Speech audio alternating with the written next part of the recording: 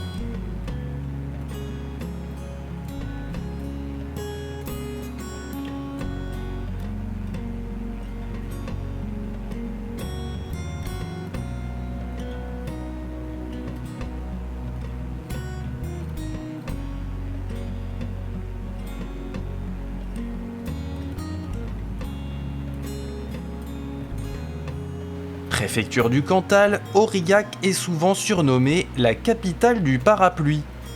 Cette tradition industrielle remonte au XIXe siècle, lorsque la ville produisait des milliers de parapluies adaptés au climat particulièrement humide de la région. Depuis les airs, Aurillac apparaît niché dans la vallée de la Jordanne, entouré de collines verdoyantes. Son centre historique conserve plusieurs hôtels particuliers des XVIIe et XVIIIe siècles, ainsi que l'église Saint-Géraud, fondée autour d'une abbaye bénédictine qui contribua largement au développement de la ville. C'est ici que débute réellement l'aventure des coureurs avant leur entrée dans les montagnes cantaliennes.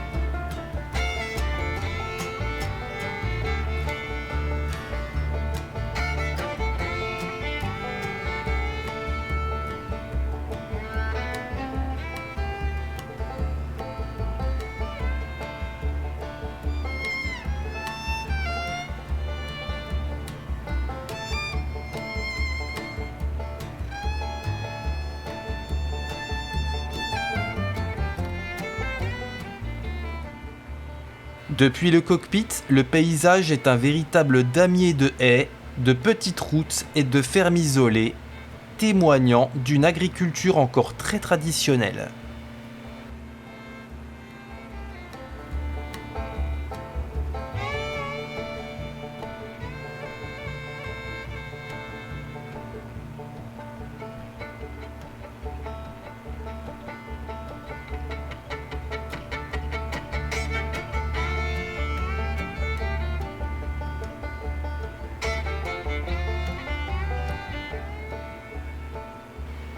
Voici l'un des joyaux médiévaux du Cantal.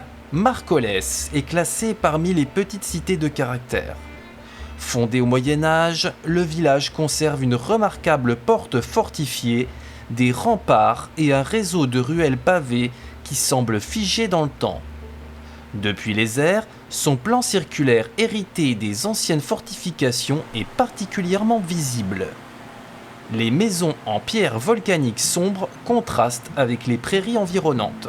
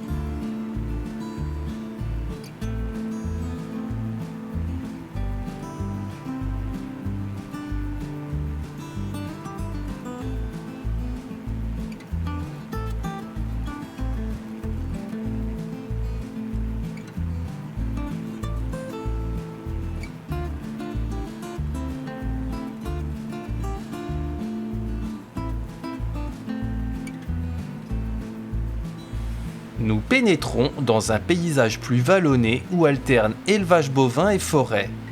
Cette région est réputée pour l'élevage de la célèbre vache Salers, reconnaissable à sa robe acajou et à ses longues cornes en forme de lyre. C'est l'un des symboles du Cantal.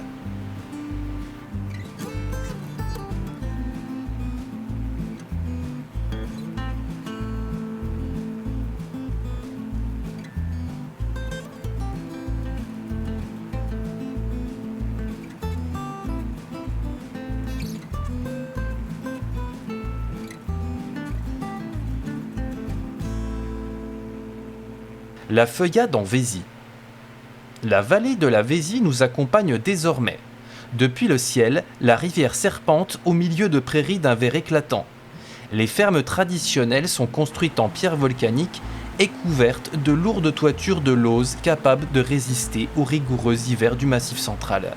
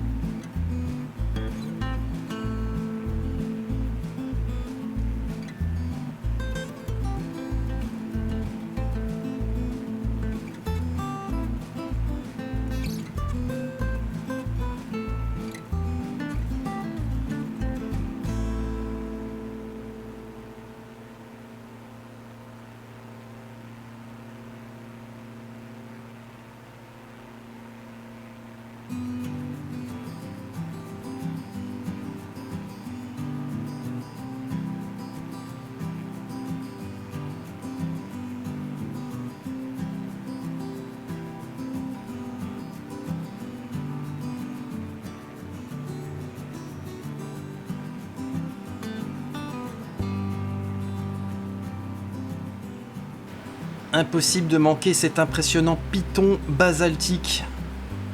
Le village de Karla est dominé par un spectaculaire plateau volcanique qui accueillait autrefois une forteresse réputée imprenable. Ce château fut détruit sur ordre d'Henri IV au début du XVIIe siècle afin d'empêcher toute rébellion. Aujourd'hui encore, le rocher domine toute la vallée et constitue un remarquable point de repère pour les pilotes.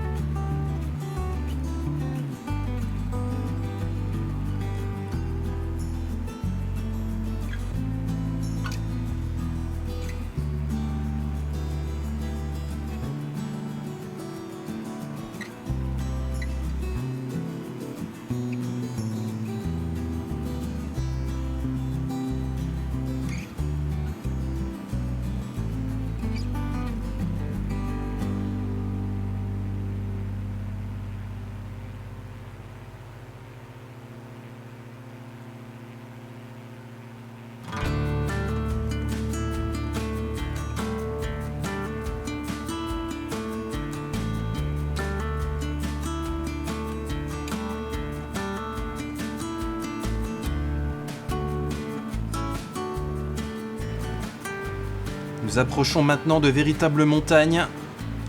Les vallées deviennent plus encaissées, tandis que les estives remplacent progressivement les cultures.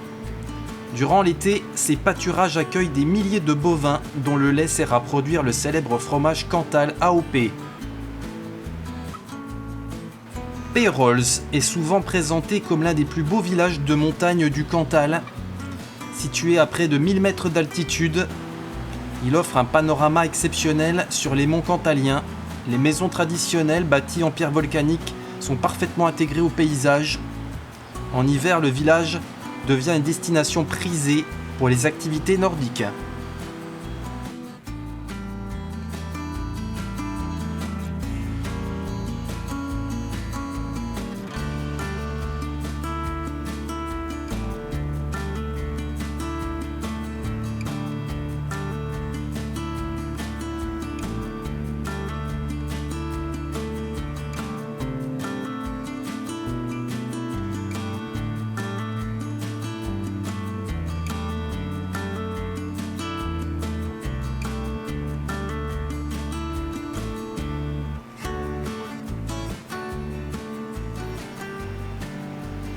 Les pentes s'accentuent sensiblement, les immenses prairies d'altitude témoignent de l'activité pastorale qui façonne ces montagnes depuis des siècles. Ici, chaque été, les troupeaux montent en estive selon une tradition toujours bien vivante.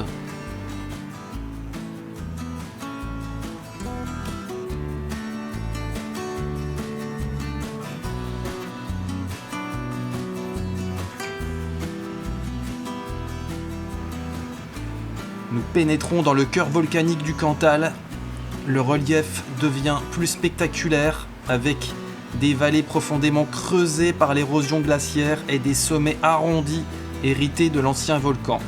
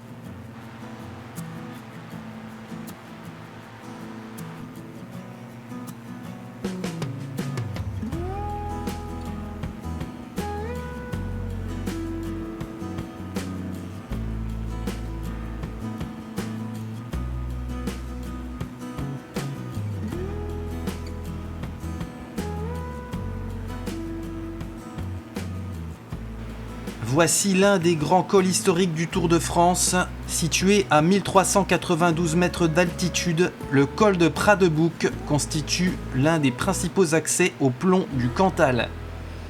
Depuis notre altitude de croisière, le panorama est exceptionnel. Les vastes pâturages d'altitude alternent avec les anciennes coulées basaltiques, tandis que les sommets du massif s'étendent jusqu'à l'horizon.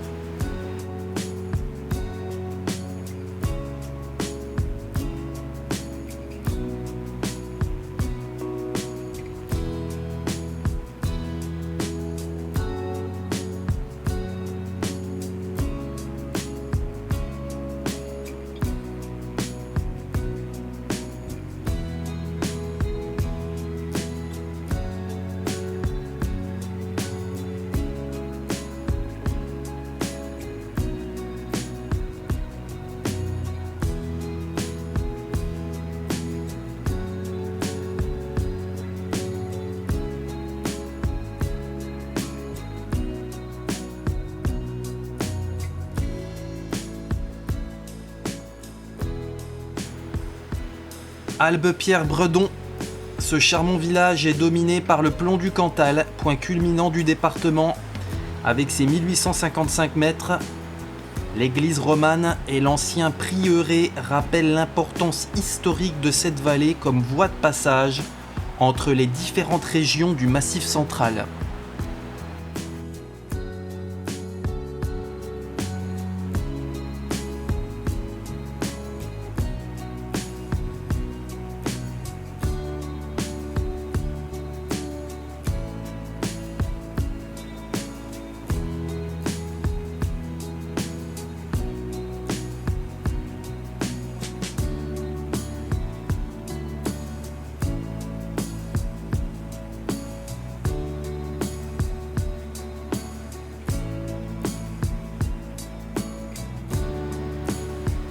Murat est sans doute l'une des plus belles villes du Cantal.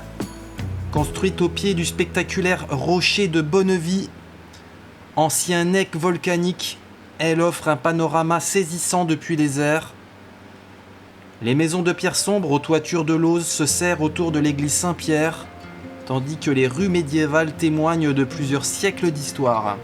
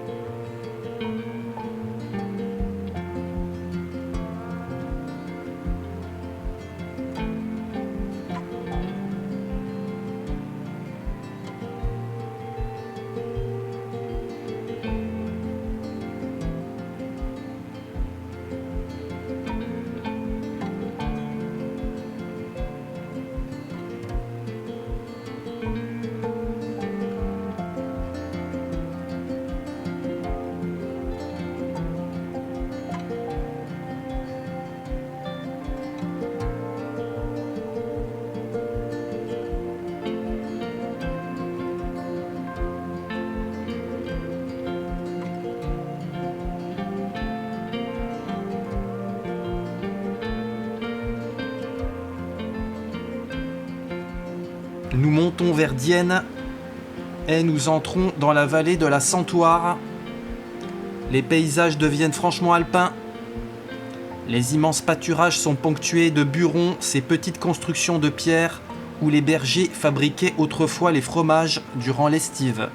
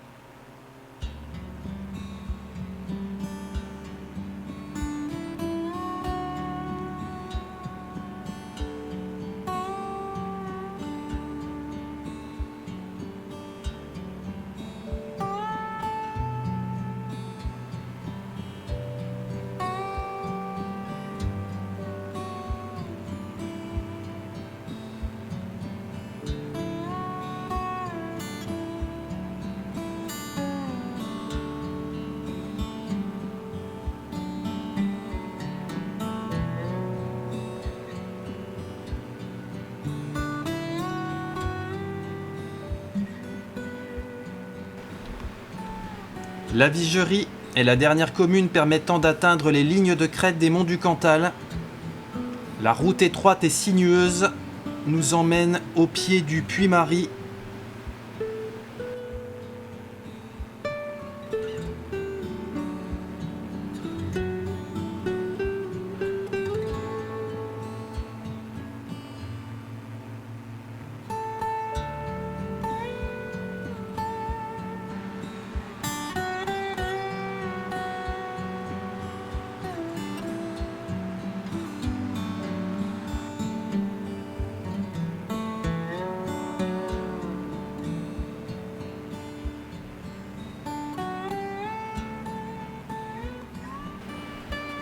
Et voici que se dessine le col de Serre. Les forêts de hêtres laissent progressivement place aux pelouses d'altitude.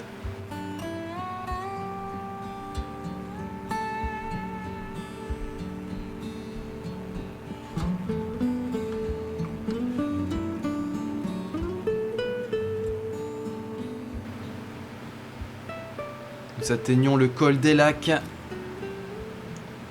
qui offre une vue exceptionnelle sur le Puy-Mary. Il culmine à 1783 mètres d'altitude. Notre avion va maintenant survoler le pass de Pérols, entre le Puy-Mary et le Puy de la Tourte. Il est connu pour être le plus haut col routier du Massif central. À 1588 mètres,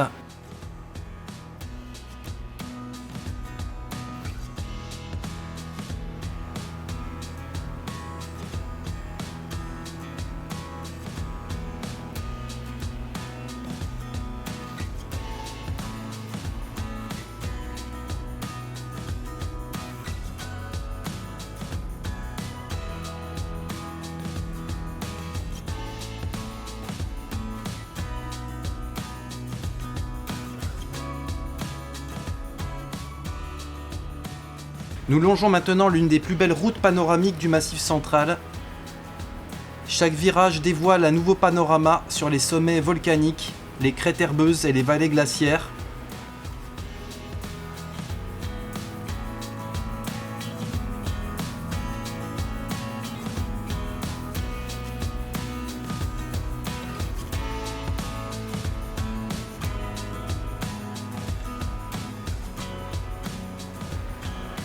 Nous nous dirigeons maintenant vers Mandaille-Saint-Julien. Au cœur de la vallée glaciaire de la Jordanne, Mandaille est l'un des villages emblématiques du grand site du Puy-Mary.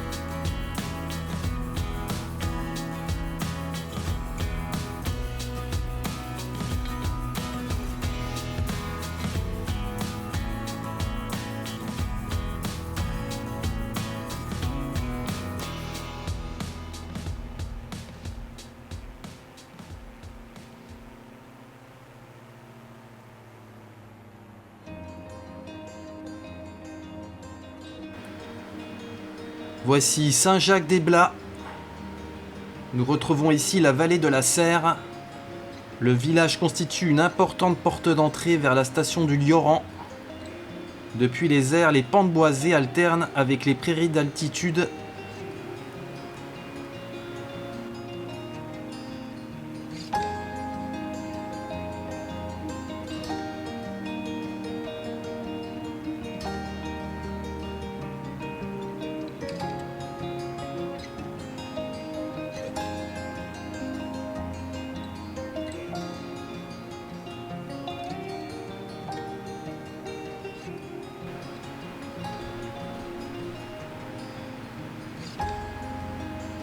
Dernière difficulté de cette étape, le col de Fond de Serre. Ce col, situé à plus de 1290 mètres d'altitude, offre un superbe panorama sur les monts du Cantal. C'est souvent ici que se jouent les derniers écarts avant la descente finale vers le Lioran.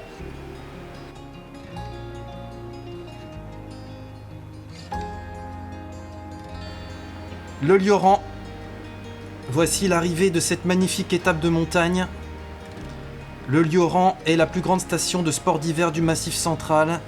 Installée au cœur de l'ancien volcan cantalien, elle est entourée de sommets dépassant largement les 1500 mètres. En été, le domaine devient un paradis pour les randonneurs, les vététistes et les amoureux des grands espaces. L'arrivée du Tour au Lioran promet un spectacle grandiose dans un décor volcanique unique en Europe.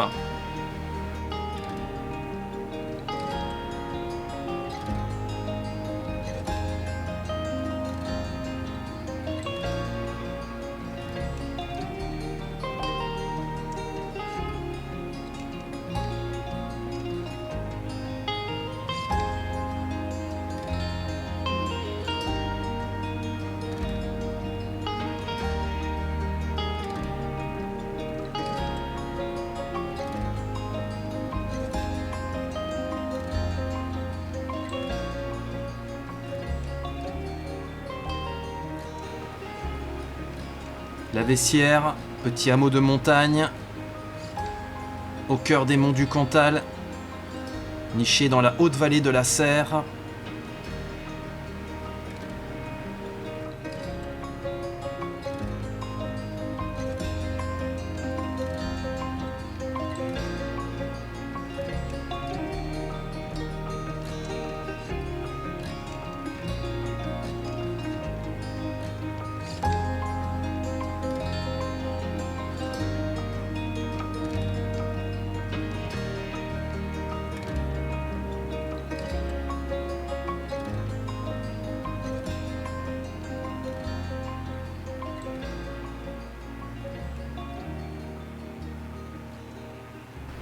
Sur la droite de l'écran, en survolant Murat, on distingue très bien l'église Saint-Pierre de Bredon, construite sur un dike volcanique, c'est-à-dire une ancienne cheminée de lave solidifiée.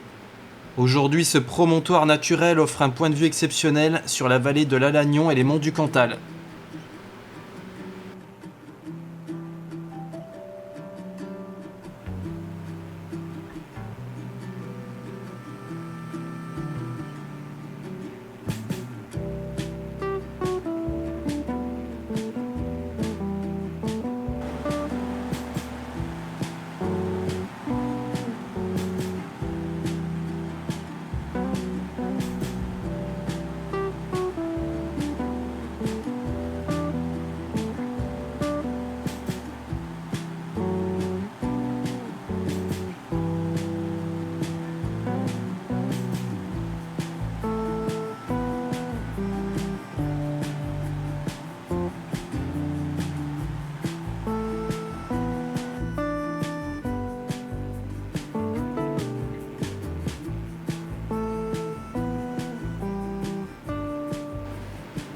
Notre vol s'achève après une magnifique traversée des monts du Cantal.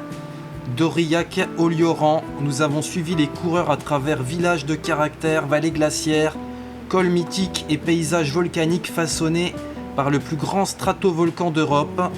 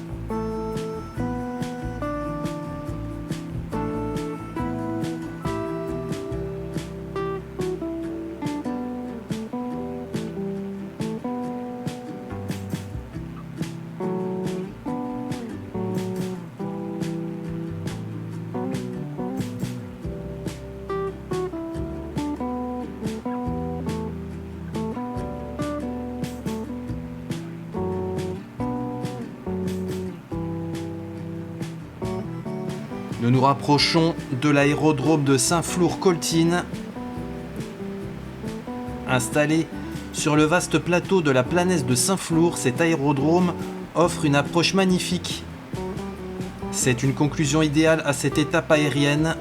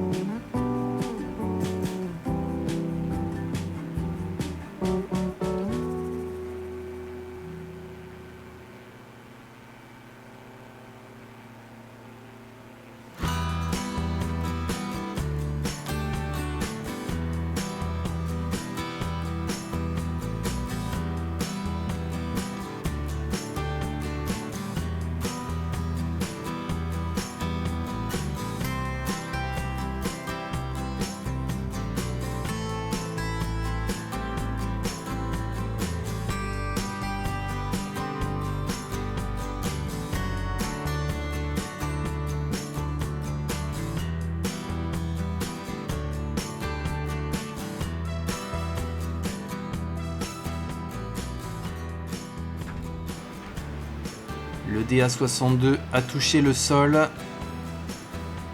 On va bien freiner pour pouvoir aller se garer près des planeurs.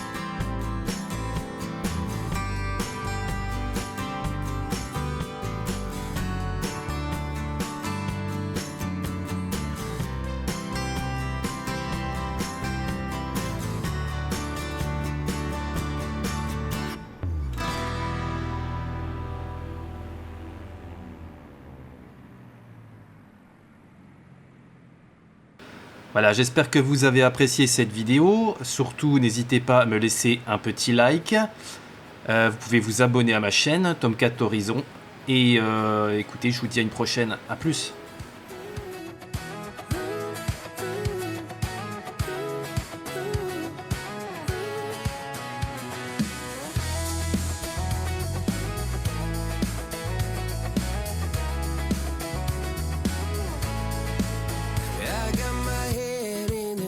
So high, feet on the ground, but I still get by.